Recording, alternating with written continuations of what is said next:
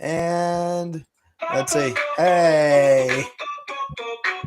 With the MP Bros, the MP Bros, the MP Bros, the MP Bros. Learn something.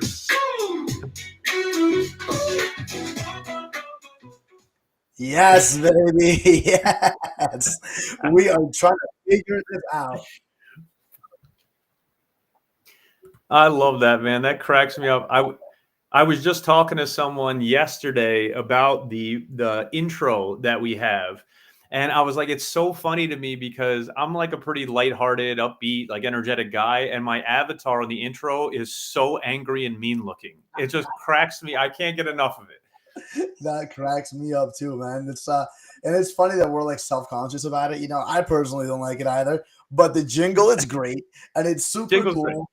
And if you're here watching with us right now as we're just popping this bad boy off, thanks for being here. And I'm not sure if you guys are or not yet, but this is just our second time doing this live. So super, super stoked to be here. And the goal is to be able to have more interaction with all of you guys, right? So Mortgage Protection Bros, let's do the intro here. Mike, why don't you introduce yourself first, bro? Thanks, man. My name is Michael Waranch. Been in the insurance business about a year and a half, and kind of just I'm just grateful to be partnered with you, Luis, and with the other people on our team. I think we got a real special culture and relationship, and I'm pumped, man. What about you? Lead us in, man. Absolutely, brother. Great intro, by the way. And it just shocks my mind every time that only been a year and a half in and just a success that you're having. And it goes to show that the opportunity is just so real. Mhm. But my name's Luis Moyano. I've been doing this since 2018. I don't know if you know this, like I got into the industry like strictly out of necessity, back against the wall, figured this out. I had a job, I bought a restaurant, the job fired me, the restaurant underperformed, my wife was pregnant with her second baby. I'm like, dude, what am I gonna do? Got my license, looked around. One of my buddies introduced me to one of the companies, and they were just like, hey, listen, all you do is really easy. You buy some leads, you call them, you schedule the appointments, and then you go drive to their house and you sit with them and you sell them insurance. I'm like, that's it? Like, that's what I got to do? You're telling me, like, it doesn't matter how many times I mess this up. I just get to go to the next house and, like, start all over? They're like, yeah, like, that's pretty much it. I'm like, yeah, I could do this. Sign me up. All right, we got to time out for a second there because that what you just said is so profound that I don't even think you realize it. We get to start fresh every appointment. Yeah. Every appointment, we get to start fresh. Guess what? You screwed that last one up. Who cares? You're on to the next one now. That is such an amazing mindset to have. To be like, you get to start fresh every time. It's refreshing. You lose or you learn, right? There is no losing. You win or you learn because like there's no losing. Literally, like if you're able to take something from every single appointment that you go to, like that better it is. And like here's the coolest part about it. I was driving. I was literally driving. What's up, Greg? Appreciate the blessings. What's up, Steven? Appreciate the money sign there. That's right. But I was driving an hour north and I was driving an hour south to go see people, like literally just all over the car all day long and like listening to podcasts, catching on to trainings, calling other producers and just like keeping my mindset in the business as much as possible. And I think that's part of the reason why I love doing this with you now, because it's a different way for us to continue being engaged in the business. Would you agree? 100%. And it's I love what you're talking about because it really is as simple as you framed it, right? So you're telling me that I just call these leads and run these appointments, then I can achieve whatever my financial goals are. Like realistically, I can really achieve basically any financial goal that I have. And it's like, yes. And I remember last year when I had started to have some success, I started having people reaching out to me like, what are you doing? Like, how are you achieving success like this? And I didn't know what to tell them because it really is that simple, right? I buy leads. I say what they tell me to say to set the appointment. I attend the daily training and then I run the appointments saying what they tell me to say on that. And it's like, that's it. And then if you do that in volume, take your pick. How much do you want to make this year? How often do we say that, right? Like activity is going to trump everything. If you have your activity be so on point, like if you have your activity be so on point, like you literally can't fail. right? Because I hope that you're able to pick it up and learn from all that activity you're putting in. And then from there, as long as you keep putting the same amount of activity, it's going to start getting a little bit better, Oh right? yeah. So now Mike and I, we do this over the phone, and it's amazing. Like, Mike, how many states would you say you're licensed in? 12, 13 maybe. Right? I got 16. I just paid Hmm. the bill for them the other day. I was like, oh man, I gotta redo. I was like, oh, Got to sell one here, got to sell one here, got to pay for these license bills, you man. know. But the funny part is that I personally only work maybe 4 or 5 states, right? So, like, technically, do I need to have those states? The answer is yes, not no. It's because I have a team. I have a team of agents throughout the whole country. And with those agents, if they live in New Mexico or in Arizona or in wherever, Ohio, right? Then we're able to get overrides from them. So, like, this is such a beautiful business. And we're going not off topic because this is still the insurance topic and it's the mortgage protection topic. And it's the first time that we do it live like this. And we get Greg commenting, making comments, and I absolutely love that. But there's just so much to it, right? We talk about leverage. Like, if I say leverage to you, being a year and a half into the industry, what's that mean to you? Leverage to me, it's a tough definition. Thanks for putting me on the spot. I would say that to me, it would be having something that can allow you, whether it's information, product, whatever, that allows you to influence someone else's decision. Okay, love that. So the first image that comes to my head with leverage is like when you see that huge boulder and you see like the caveman like trying to push it and it's not Mhm. gonna go anywhere, right? But then he gets a smaller rock and then he gets a wood plank and puts it underneath it and like starts jumping on it and pressing down, and then he's had all that force and being able to push it forward, right? And I think they're both so off of what the leverage that I want to talk about are. I love that though. You're like, what's leverage? And I'm like, here's how I would explain it. And you're like, yeah. That's not where I was going. Let me explain it with this. Okay. Leverage is the difference between what we can do individually and what we can achieve as a team, right? Michael was just telling me him as a team, they were able to do about $15,000 in production just yesterday, right? And he had a day that he maybe worked like part-time, only did a couple of policies, and the majority of the production didn't come from him. But the beautiful thing about that is that, don't get me wrong, Michael himself does amazing on a monthly, daily basis as far as sales. But now there's two avenues of two resources of what you can make here. If you go ahead and produce yourself, yeah, you can go ahead and make that 30,000, 40, 50, $60,000 a month. Like if you're special, you might hit that 100K a month. Like, that's unbelievable, right? But now let's say that you bring on 20 people that you like and you actually hang out with, and you're like, hey, why don't we all do the same thing that I'm doing? And they're all doing their 30,000, right? 30,000 per individual. Only 10 people is 300,000, right? 20 people is 600,000.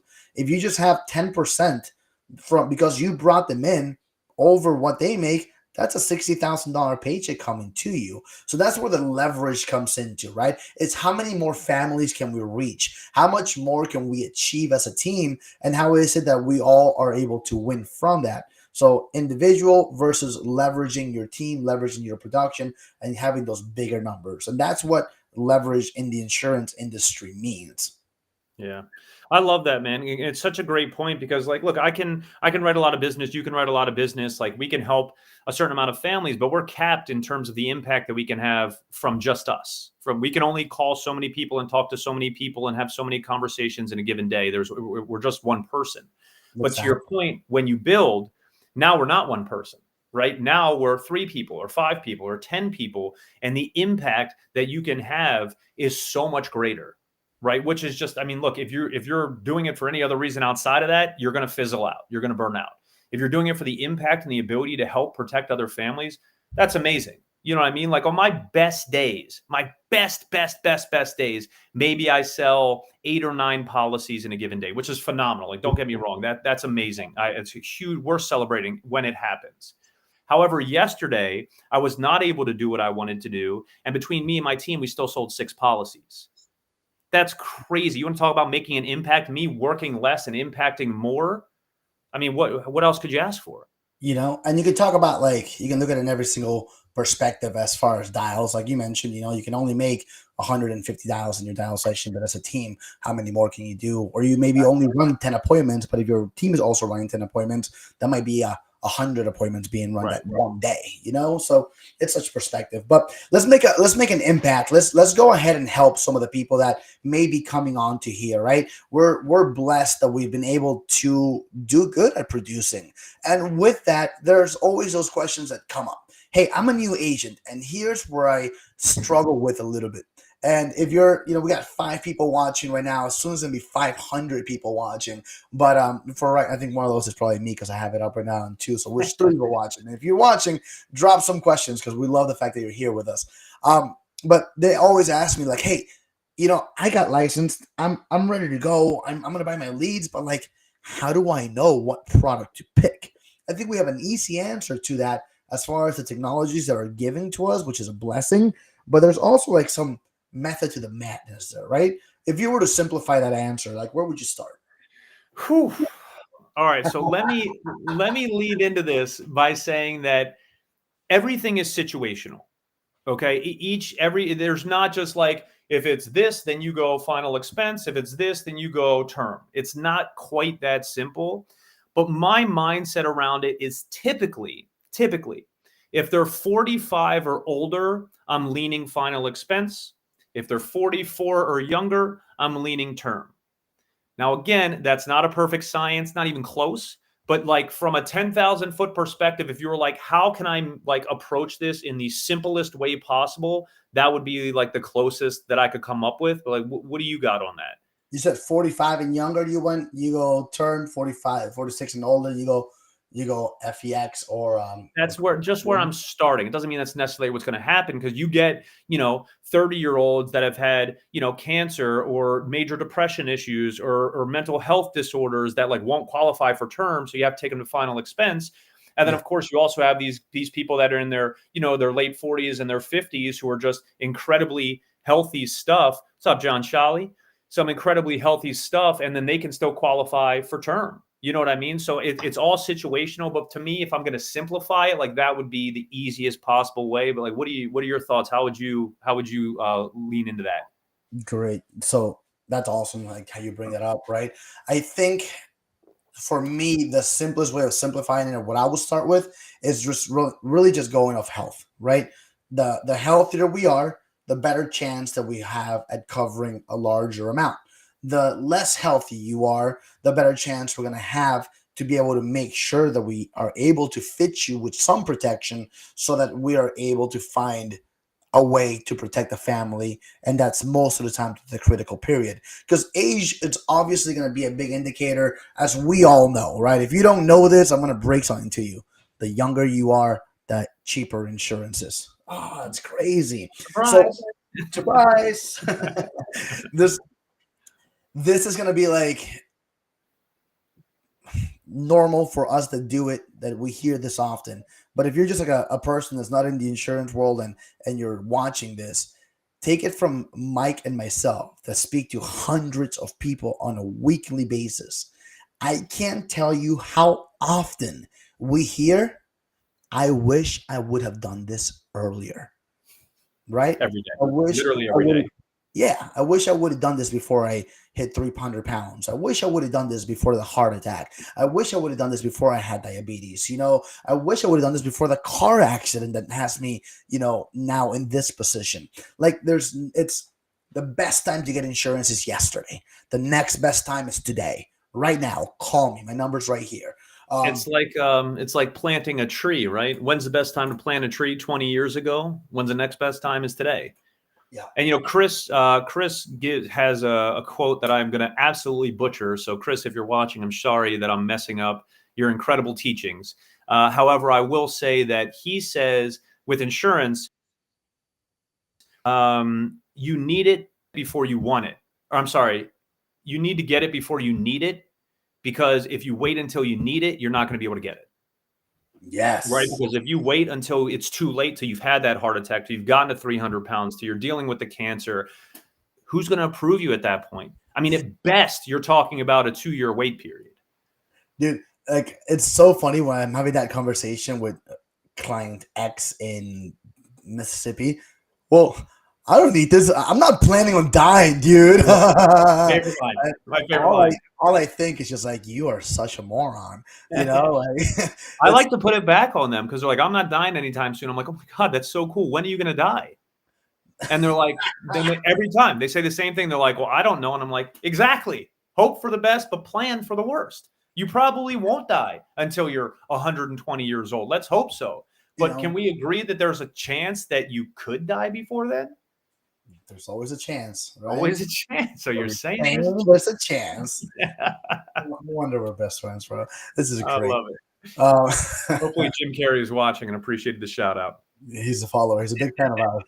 I've been told. So Um, but getting on track, right? Getting back on track, which is totally my fault. That's what I was driving at. That's why I interrupted you so rudely. I'm sorry. But it's important to think about is that these people, if you're waiting until you need it, you will not qualify for it. Get it now. Get it when it's cheaper. Get it when you're healthier, where you can set it and forget it and know that you and the people you care about are protected. yes, get it. And bottom line, get it. So it doesn't matter what it is, right? If you can only afford getting a $25,000 policy because it's what you can afford, do that now. You know, if you can afford more later, get more later, but start somewhere because we all know, or even if you don't know, like maybe you haven't had a family member of yours pass away. How sad is seeing all those GoFundMe pages? How stressful can it be? Like, hey man, my mom just died. Now I have to come out of pocket $8,000 to $15,000 to $20,000 out of my hard-earned money to be able to, make sure that she goes down gracefully. Like it's different for every Assuming you family. even assuming you have the 15 or 20K. You and I, we're blessed that we've been in this position to be able to help enough families that we have accessibility to that kind of stuff. But like, so it's not to take this for a turn for the darker, but we are talking about life insurance and life and death. My niece, who is 9 years old, just lost two of her very close friends in a car accident. They were Well, also 9 years old. Two little 9-year-old girls were with their uncle who got pulled over. He fled from the police, flipped the car, and all three of them were killed. Horrible. My niece is, wow. with good reason, totally broken up about it. She's like, how can you expect a 9-year-old to be able to process that? I don't think I could process it, and I'm in my 40s. So I get it. But the thing that triggered this for me is the family who lost their 9-year-old daughter is now crowdsourcing money through a GoFundMe to try to make sure that they can give them the celebration of life or the funeral that they want to be able to give their daughter without having to lose their house or go into debt or take out a loan. I mean, you think that anyone in Maryland thought that this 9-year-old girl was going to die that day? No, but you have to hope for the best and plan for the worst. It's not even a question. It's a horrible situation, but stuff happens every single day. So whether it's your kids, yourself, your brother, your parents, just be protected. I don't understand. It's not going to crush your pocket. And the way that it protects you when you need it is literally life-changing. It will save your life. So I'm sorry, I didn't mean to go off topic there, but I think it's incredibly important that we're expressing the importance of this. I just can't believe it sometimes when I talk to people who don't have life insurance or mortgage protection. I'm like, where's the logic? Where's the logic, right? And even for kids, it's so cheap for kids. Like it's so cheap for kids. But let's bring it back on topic because man, that really pulls on my heartstrings. Just like my heart automatically went out to the parents, and like their emotions, and not just one but two kids. There's nothing good about that story other than the lesson of, hey, you never know what tomorrow's going to bring. Make sure you have some life insurance for yourself. Which is another reason why I love this product, bro. Because literally everybody needs it. You can be that naive person. I'm not going to die tomorrow, bro, but you still need it. So Yeah. it's a great thing to have. So I base it more on health, right? Because no matter what, that's really going to be the indication for me of where to be able to go. If health is par on whatever scenario I'm looking at, like irrelevant, now age is going to be the next factor, right? The older we get, the shorter amount the term goes, and the higher the premiums go. So if I'm looking at a loan of maybe $150,000 for a 50-year-old, well, I think the first responsibility that we have, if they want is to say, here's your options, right? And this is so cool. This is so, like, Mike probably does this way better than me, but this is how we break it down. There's 3 options with us. Option 1, your full mortgage. You pass away, whole thing gets paid off for your family. Option 2, half your mortgage. You pass away, they take that money, they put it right into the loan, refinance it, make it more affordable for them to be able to stay there. Option 3, we're going to take care of their monthly payments for a certain amount of time, 2-3 years. And as long as you start with that and you truly work down, maybe start with 2-3 years and then go up, right? And are able to keep it in a price range. Now they have the understanding. Now they have the options of what prices are going to be where. And if they say, you know what, 2-3 years sounds nice, but I'd like to go higher, you give them the half, right? Mhm. Well, here's the half. Does that sound like it's too expensive? Or do you want to go for the full amount? No, what is the full amount? Well, half was about, $145 a month. The full was nearly double that. So what? We're looking at $275 a month.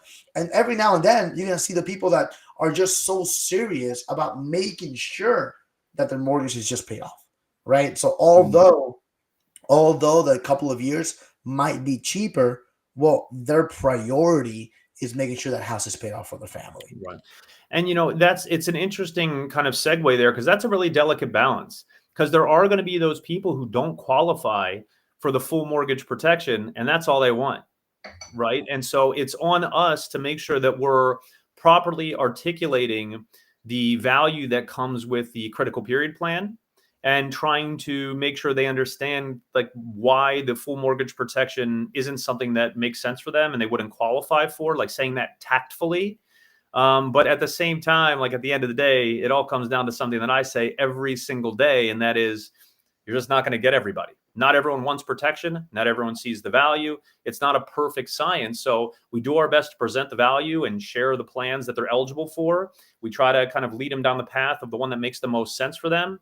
But there's only so much we can do. I mean, these are people. They're going to make their own decisions. So we got to kind of roll with it. But there's plenty of people out there that want the full protection that just don't qualify for it.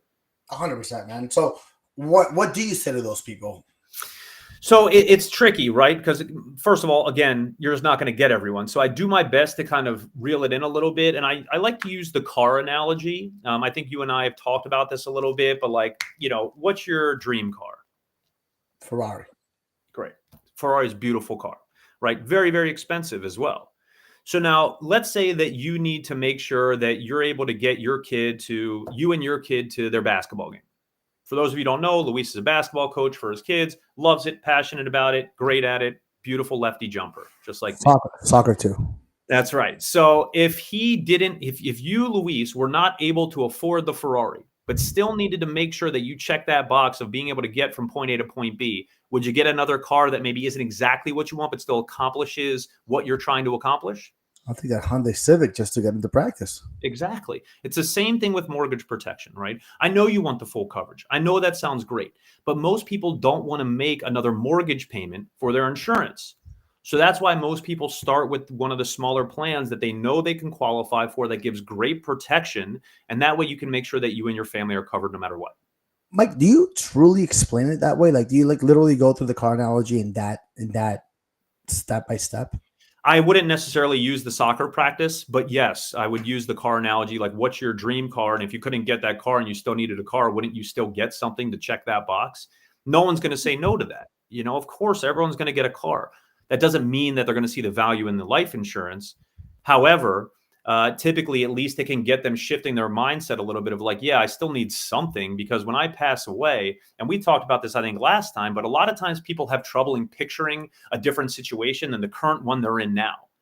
So I know when I die that my income is not going to be contributing to my household, but my ability to visualize the impact that has on Megan and my kids is a totally different story. If I can really visualize that, how is Megan going to be able to afford our mortgage payments, our private school expenses, our living expenses? Like, how is she going to be able to afford that without my income? And the answer is she's not. She's going to need some sort of protection to make sure that she is covered. Yeah. So that's the path that I'm leading them down, is trying to make sure that I can help them visualize a different situation than the one they're in now, which can be challenging. The answer is life insurance. That's great, man. How, you know, I love that. I'm gonna try it. I'm gonna see if it comes up natural when I say, because it's not mine, Yeah. right? It's what you use.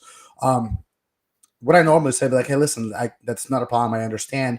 You know, I've been giving you first 6 months, then a year and a half, and you're asking me for the full thing. Like, let me ask, would you agree with me that having something as far as protection is better than having nothing? Yeah, I do. Great. Let me ask you this. The payment for a year and a half, we're already looking at $180 a month, right? That's covering a year and a half. Is that a comfortable payment for you, or would you be able to afford more on a monthly basis to be able to go up to the full thing?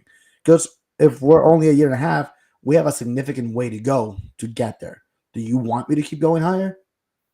And then usually, no, that's Yeah. high enough. Let's start somewhere. Doesn't That's work every really single time, but like we said, a lot of times we're not gonna shift minds. We're not gonna have them have the come to Jesus moment like, oh, I need life insurance so much. It's actually a little more transactional in what we do. It's just, hey, not for you, not a problem. If you ever want to change your mind, call me. But I have somebody else. I have somebody else to help, and that's what's so beautiful about how we do things. Yeah. And, I heard something recently that's more sales related. But like when we are calling people, whether it's someone calling us or we're calling them as the salesman, like we as consumers and customers are kind of just conditioned to want to say no, right? It's just kind of inherent. So we can go for no and Yeah. still move the ball forward. So for example, like if I'm setting the appointment with someone, instead of saying what time's best, for me to call you this afternoon when I'm in the office between 1 and 6, they'll answer that however they say. But if they're conditioned, if they're looking for a no, and we say, would you be opposed to having a conversation this afternoon between 1 and 6? No, I'm not opposed to it. All right, great. So they get to say no, and we still get to check that box. And you can do that. Going for no is powerful, and you can do it at any point in the sales presentation. Like, so I know I showed you the 6-month plan or the year plan, and I know you said you want to see more, but would you be opposed to your family, like whatever, however you can frame, maybe not even would you be opposed, but like, is getting some sort of protection in place something you'd be against? No, I No. would not be against it. Awesome. Let's start with a 6-month plan. You know what I mean? Because people want to say no, so let's oblige them. Look at that. Okay. Try I it. love that. Play I love around. that. See how bad Yeah. we can screw up our pitches here. That's exciting to say. I'm like, you know what? We've been working so hard at sticking to the basics. I know. That's so tempting. I'm so tempted, but I'm gonna respectfully pass on that right now. But I'm gonna try it with like my wife. After you, So yeah, that's right. other things. Would you be opposed to maybe going out to dinner tonight? That's Oh, right. would be opposed. Perfect. Let's go. Cool. We're leaving now. It's gonna. There's definitely different areas I'm gonna start trying out. That's There. so good. Come back next week and be like, bro, this worked. I know. But getting back on track, right? Because I'm sorry, I keep taking this off, but with being able to tell the difference, right, between do I go final expense or do I go critical period? So you talk about health is your first concern, right? And then age is the second. So now what do you do if both of those are like right on the cusp? Is there a third factor that you look into to kind of determine which way you're going to push them?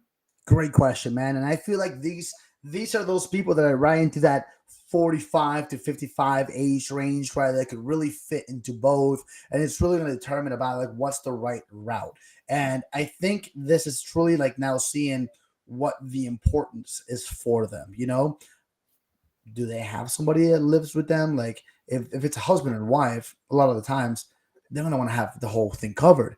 If it's a single person that maybe wants to leave the house for their kids, but they already own their own houses and they're just looking to protect the equity, well, they might want to just make sure that they don't have to make a payment for 2 years. This way they can sell the house and work with that. And so it's gonna be different for everybody. But I think that's where we have the options of being able to fit everything in. That we start with the 2-3 years, but we also have the numbers ready for the half and for the full in the event that they do want to go higher. If they don't, you have the lower numbers for the 1 or 2 years of coverage, and if they do, then you have those numbers ready for them. What do you think? Is that kind of where you would go to? Oh, 100%. Yeah. I Yes. mean, I want to be ready to present anything to them. I know what I am, like where I think makes the most sense for them, but I got to be ready to present anything because regardless of what we want, we have to make sure it's what's best for the customer and their family. So again, we're going to provide our expertise, we're going to provide our guidance, But at the end of the day, you got to kind of be ready to roll with whatever punches come your way. And the only way you can do that is by being prepared. You know what I love that you say, and I picked up a little bit from you, is that a lot of times you'll be like, "Hey, listen. At the end of the day, like, I want you to be able to make your decision. But if I was gonna help guide you just from doing this every single day, I would say maybe the 1 year or the 6 month is probably the best way to go. Because if we need to increase it later on, we can talk about that, right? But it's gonna be a comfortable spot for you financially. It's gonna get you started, and down the line, once maybe you're a little more settled in, you can kind of go up there. And you're kind of just talking them off the ledge a little bit. You're bringing their guard down. They're not expecting to say, hey, you know what? It's probably best for you to cover the full mortgage now, because if not, it's going to be harder for us to do it later. No, we're not going that route. Right. We want to be realistic for many reasons. One, we want you to have some coverage instead of not having any coverage. Call it selfish because we're salespeople at the end of the day, but it's protecting your family. We're doing you a favor, right? Like, this can't be more important for me to protect your family than you. So listen, I'm going to give you some advice. I think you should. Yeah, I'm going to get paid from it, but your family is going to be the one that's going to be protected through it all, not my family. My family gets to go to dinner tonight thanks to you. Appreciate you. But it's such a good point, because we talk to these people, and we want to be able to influence. We want to be able to tell them exactly what it is that we think makes the most sense.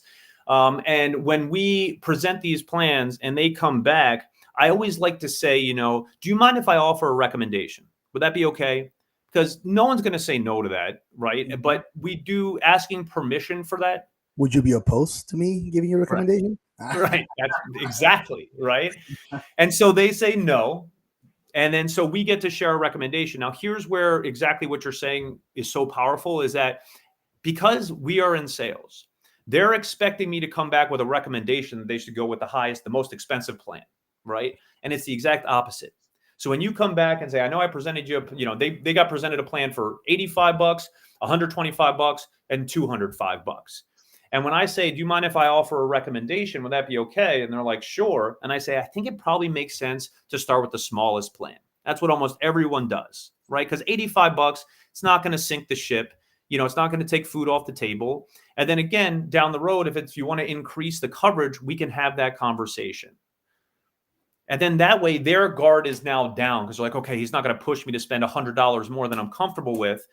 And then this is where the assumptive piece comes in, right? I would recommend starting with the smallest plan. That's what just about everyone does. $85 isn't going to sink the ship. Does that make sense? Yes. And now do not wait for them to say, can we please start the application for the 6-month plan? It's not going to come, right? I say, does that make sense? What do you say? They already gave you the buying signal. Exactly. So when I say, does that make sense? And they say, yes, I'm in. I'm doing it, right? Okay, so am I correct now? We want all the policy documents coming to 123 Main Street. Yep, excellent. And to confirm the spelling of your name, and we're rolling. You know what I mean? Rolling. So we're in it, right? We recommend the less expensive plan, and we go. I've learned recently to have the application that I'm pitching prices on up and loaded by the time I'm going to be passing it on. It's after my conversation with Brandon last week. I now try to keep them on the phone with me while I'm pulling up numbers, which is a little uncomfortable for me, but I'm getting used to it. So there's a couple different things that I want to do, but now having the application ready, if I'm going to be using whichever company and I have to log on and get the code sent to my phone and then make sure that we're there and click here and click there and have it ready. Well, let me do that while I'm giving the numbers. That way, as soon as you go over this, like, hey, 6 months this much, 9 months this much, which one makes more sense for you financially, or do you want to go higher? No, let's not go any higher. I think 6 months is a good starting spot. Yeah, but you know what? That's what most people do, want to be right in the middle there. So I want to make sure that the address that I have for you is correct. That's where you would want the policy being sent to, right? Oh, yeah, that's perfect. Great. And then you stroll right into it. You're already in the application. What do you tell them that you do next? Like, is there a way that you sequence it? From my recommendation to getting into the app? Like, once I'm in the app, I'll tell them, like, hey, listen, I'm going to say everything I'm typing in out loud because I want you to make sure that everything I'm saying is going in correctly. Can you just follow along with me here? Yeah.